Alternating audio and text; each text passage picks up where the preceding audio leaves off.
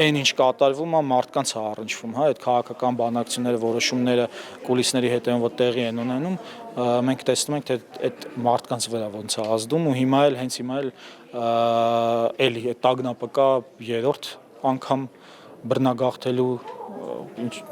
մեզ մոտ էլ ովքեր որ դեռևս չեն բռնագաղթել առաջին անգամ։ Մեր հերոսները հիշողություն ունեն, որոնք որ 4 անգամ գաղթ տեսնելիս ամեն մի հիշողության փուջուր հատված վերցնելով տունը թողել ու դուրս են եկել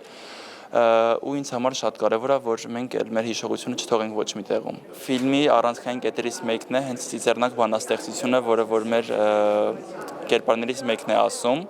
ու ես եւ Հովհաննեսը շատ ենք ազդվել դրանից։ Նկարահանման գաղափարը ծնվել է անցած տարի Հայաքվեի ներսում եղած քննարկումներից մեկի ժամանակ։ Երբ որ եկավ հերթական ինֆորմացիան, որ Ադրբեջանը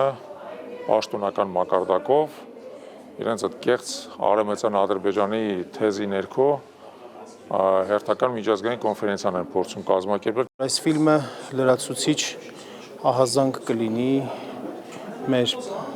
քաղաքացիների համար, հաշվի առնելով այն հանգամանքը, որ